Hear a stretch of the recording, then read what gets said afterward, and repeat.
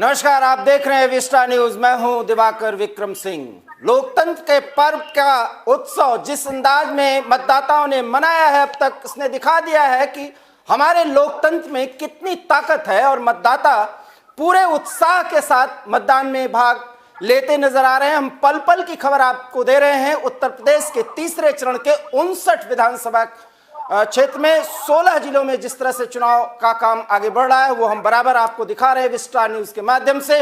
और पंजाब में 117 विधानसभा क्षेत्रों में मतदान का काम आगे बढ़ रहा है। लेकिन अब तक जो जानकारी मिली हुई है वो 50% के करीब मतदान हो चुका है। 3 बजे तक 49.12% मतदान की खबर रही। हालांकि मतदान जिस अंदाज में पंजाब में संभावित या अपेक्षित था वैसा अभी नहीं दिखा है, लेकिन चुनाव आयोग की तरफ से स्पष्ट होगा कि अंततः 6 बजे के बाद जब मतदान का काम संपन्न हो जाएगा कि कितना मतदान हुआ है। लेकिन जो भी हुआ है शांतिपूर्ण तरीके से मतदान का काम आगे बढ़ा है और हमने आपको पल पल की और चप्पे चप्पे पर हमारे रिपोर्टर्स तैनात हैं, उनके द्वारा आपको प्रस्तुत करने की कोशिश की है। वहां की खबरें, चटपटी खबरें और कुछ महत्वपूर्ण खबरें और नेताओं की बाइट्स और जनता की बाइट्स को भी हमने दिखाने की कोशिश की है। फिलहाल हमारे साथ इस समय अंजुमन तिवारी औरैया से जुड़ रहे हैं और अभिषेक जैन वो मैनपुरी से जुड़ रहे हैं और कमर आलम कानपुर से जुड़ रहे हैं। सीधे हम आपको बताएंगे कि इन तीनों जगहों पर किस तरीके से मतदान का काम आगे बढ़ा है। सबसे पहले अंजुमन तिवारी के पास चलते हैं औरैया से। अंजुमन, क्या जानकारी है आपके पास?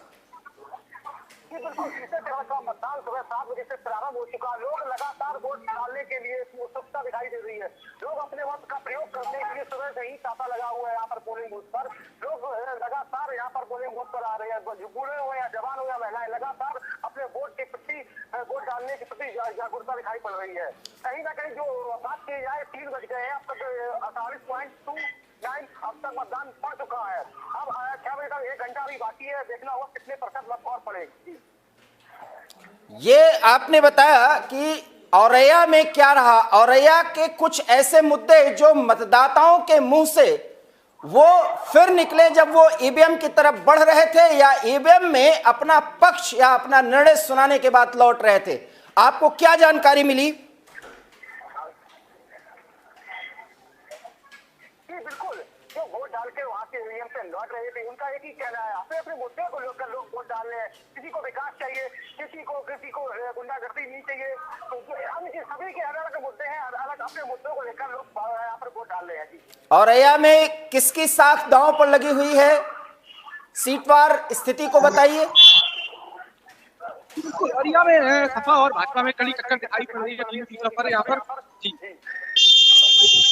अंजुमन, आप एक लाइन में बातों को स्पष्ट कर रहे हैं। कौन से उम्मीदवार हैं, किस तरीके से वोटिंग है, वो क्या मुद्दे रहे, आप इसकी जानकारी दीजिए। जी बिल्कुल, मैं बताना चाहूंगा ये औरैया के मुद्दे पर बात की जाए, यहाँ पर सबसे ज्यादा मुद्दा यहाँ पर महंगाई, उसके बाद विकास, तीसरा सबसे बड़ा मुद्दा है यहाँ पर गुंडागर्दी। इसको लेकर लोग यहाँ पर वोट कर रहे हैं। औरैया में क्या कोई स्थानीय मुद्दा नहीं रहा? गुंडागर्दी, विकास तो पूरे उत्तर प्रदेश या यूं कहें पूरे देश के संदर्भ में अगर आज वोटिंग हो तो विकास एक मुद्दा होगा, बेरोजगारी एक मुद्दा होगा, भ्रष्टाचार एक मुद्दा होगा। लेकिन चूंकि ये विधानसभा चुनाव है, इन विधानसभा चुनाव में स्थानीय मुद्दे भी प्रभावी होते हैं। और उस संबंध में मैं आपसे जानना चाहता हूं कि औरैया का वो कौन सा मुद्दा है जो अपने स्थानीय प्रतिनिधि से लोग जानना चाहते थे या उनके द्वारा सुनना चाहते थे कि वो ऐसा काम करें, इसलिए वो ऐसा वोट देंगे या वोटिंग करेंगे। हम उसके बारे में जानकारी लेना चाहते हैं आपसे।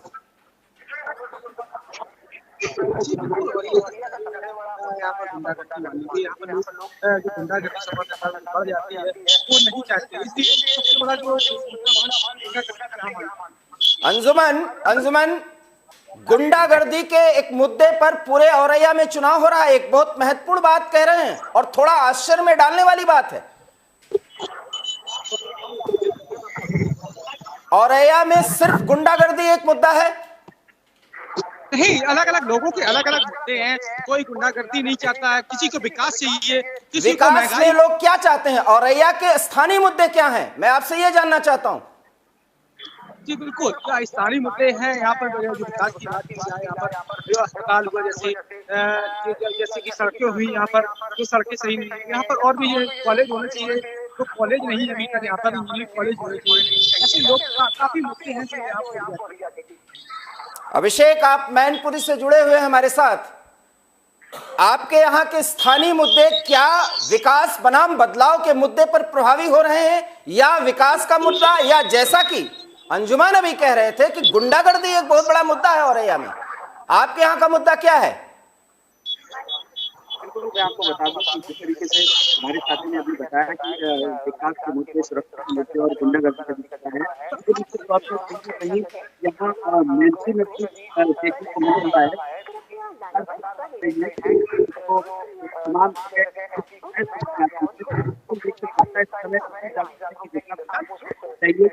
बदलाव हो लगातार यहाँ पर लोग हैं अपने मुद्दों को लेकर मतदान कर रहे हैं और लगातार अपने मतदान कर रहे हैं।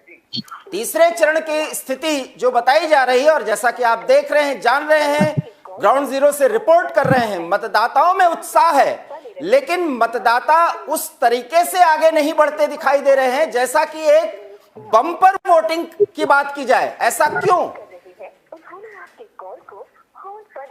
आपकी आवाज मुझे साफ नहीं आ रही। अभिषेक जैन, आप मेरी आवाज सुन रहे हैं? आपकी आवाज मुझे नहीं मिल पा रही है। अभिषेक, मेरी आवाज आप तक पहुंच रही है?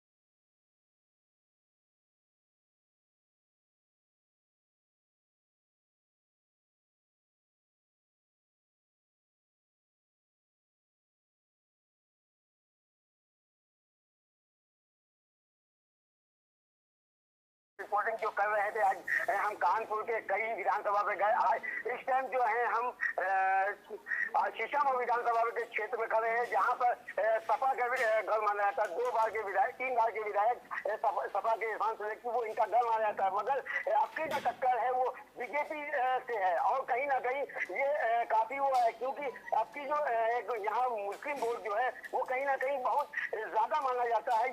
ये विधानसभा ऐसी है जहाँ पे मुस्लिम वोट ज्यादा है। वहीं पे 2 कैंडिडेट मुस्लिम खड़े हुए, जो कांग्रेस से खड़े हुए हैं, वो सुहेल अंसारी हैं, जो सपा में थे, अभी पार्टी चेंज कर वो कांग्रेस में चले गए, और टिकट कहीं ना कहीं वोट पट्टी का काम करेगा। कहीं ना कहीं जो सीट है वो काफी दिक्कतों का सामना करना पड़ेगा। मगर देखने वाली बात है कि युवा जाग गया है, और युवा जाग गया है, काफी महिलाएं जाग गई हैं, काफी मतलब जो लोग हैं वहाँ के लोग जो है वो कहीं ना कहीं खुल के वोट कर रहे हैं। जो है वो सुबह से तांता लगा हुआ है, लोग वोट डालने के लिए आ रहे हैं। मगर अभी भी आप देख सकते हैं शाम 5 बज रहा है और 60% वोटिंग हो चुकी है, मगर अभी भी लोग जो है आना बंद नहीं कर रहे हैं। अभी 1 घंटे का समय है, वो बाद में वोटिंग क्या होती है वो तो देखने वाली बात है। मगर कहीं ना कहीं ये देखा जाए कि नागरिक जा चुका है, वोटर जा चुका है, वो अपने वोट का सही उपयोग कर रहा है।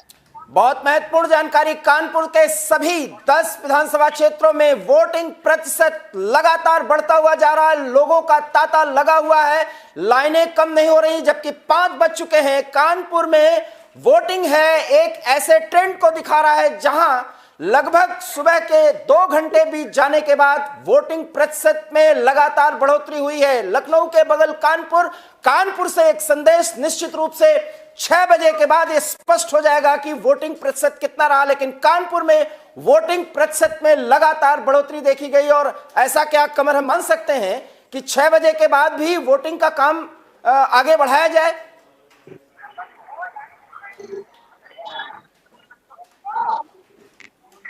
कमर, आप तक आवाज पहुंच रही मेरी? खैर, जी जी जी जी हाँ, जी तो इसकी जानकारी दीजिए। जी दिवाकर जी, सुनने का एक बार फिर बता दें क्या था?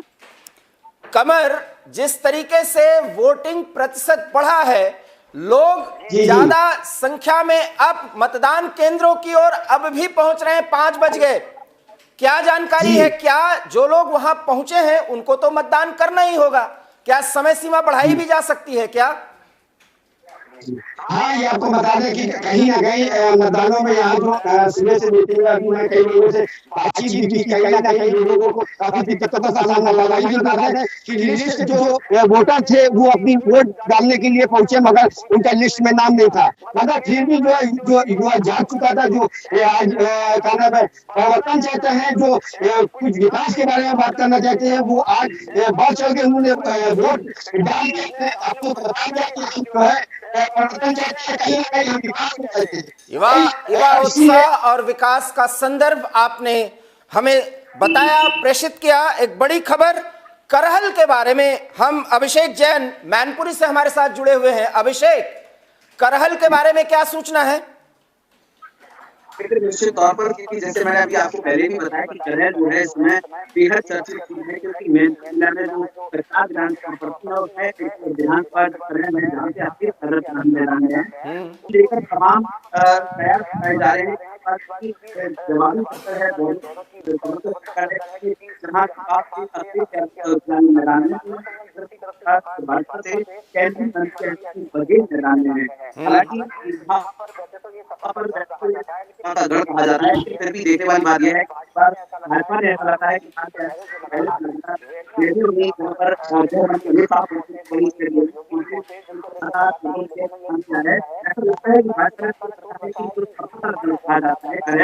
उसको कहीं ना कहीं भाजपा जो है उससे अपना पर्चा बढ़ाने की कोशिश कर रही है। अभिषेक, क्या आप ये हमें बताने की कोशिश या समझाने की कोशिश कर रहे हैं कि करहल में अखिलेश को कड़ी टक्कर मिल रही है, जबकि अखिलेश का गढ़ है? बिल्कुल, निश्चित तौर पर ये कहीं ना कहीं एक समाजवादी पार्टी की एक बड़ी बात है,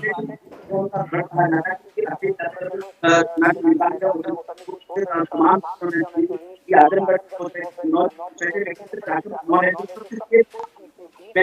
करहल जो घर कहा जाता है, वहाँ से आज मतदान उनको जवाबी क्या।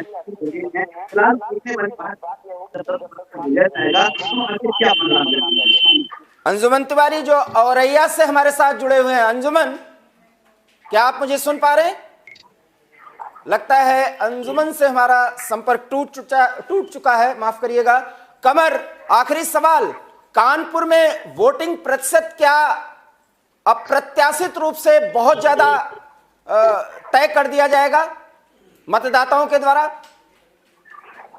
जी, ये आपको बता दें कि जिस हिसाब से मतदान हुआ है, मतदान देखते हुए काफी बढ़ता नजर रहा है, मगर देखने वाली ये बात है कि अभी भी लोग रुक ले रहे हैं। आप ये पीछे देख सकते हैं, ये वोटिंग बूथ है जहाँ ये इसको बीएसडी कॉलेज बोलते हैं, यहाँ पे कई बूथ है, मगर अभी भी लोग लगी है कि महिलाओं की लाइन लगी है, बच्चों की लाइन लगी है, और कहीं ना कहीं जो बुजुर्ग है, जो लोग है, वो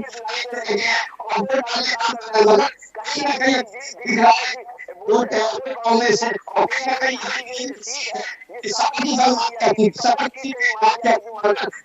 लगता है कि आपकी जो है लड़ाई उससे, क्योंकि सबसे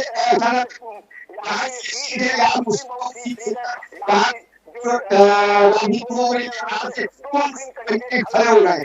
अगर आपके जो है वो भी टक्कर दे रही है। कमर, मैं आपकी बात से जो समझ पा रहा हूं, क्योंकि ये बीजेपी का गढ़ है, 2 मुस्लिम उम्मीदवार हैं, निश्चित रूप से मुसलमान मतदाता हैं। बहुत स्पष्ट बात की जाए, वो जनतंत्र में जो उनको अधिकार मिला हुआ है संवैधानिक, उसका दायित्व समझते हुए वो भली भांति अपने अधिकार का प्रयोग कर रहे हैं और इसलिए वो बेहद उत्साहित हैं और कतारबद्ध होकर के अपने बारी का इंतजार कर रहे हैं मतदान के लिए। यही कहना चाह रहे हैं आप? बहुत बहुत धन्यवाद कमर आलम कानपुर से। आपने पल पल की खबर और हर एक विधानसभा क्षेत्र से पूरे दिन भर देने की कोशिश की है। आपके प्रयासों के लिए आप साधुवाद के पात्र। और अभिषेक जैन, माफ करिएगा, मैनपुरी से आपने भी महत्वपूर्ण जानकारी दी। और अंजुमन तिवारी औरैया से भी जुड़ करके उन्होंने भी अपडेट करने की कोशिश की कि वास्तव में मतदान का काम किस तरीके से आगे बढ़ रहा है। तो उत्तर प्रदेश के रण में फिलहाल इतना ही, और अब मतदान के खत्म होने में सिर्फ 1 घंटे बचे हैं। लेकिन इतना तय मानिए कि जनता ने तीसरे चरण में यह बता दिया है कि अब लखनऊ की गद्दी पर कौन बैठ सकता है, क्योंकि सारी तस्वीरें अब साफ नजर होती हुई आ रही हैं, जहां पर सिर्फ मुद्दे हैं। और एक मुद्दा जो तीसरे चरण में पूरी तरह से प्रभावी दिख रहा है पूरे प्रदेश के संदर्भ में अगर बात करें, और वो है विकास बनाम बदलाव। और विकास बनाम बदलाव के इस टक्कर में आखिरी बाजी किसकी होगी 10 मार्च को पता चलेगा। और तब तक आप देखते रहिए एवी स्टार न्यूज, क्योंकि पल पल की खबर हम आपको देते रहेंगे। कीजिए इंतजार, दीजिए इजाजत, नमस्कार।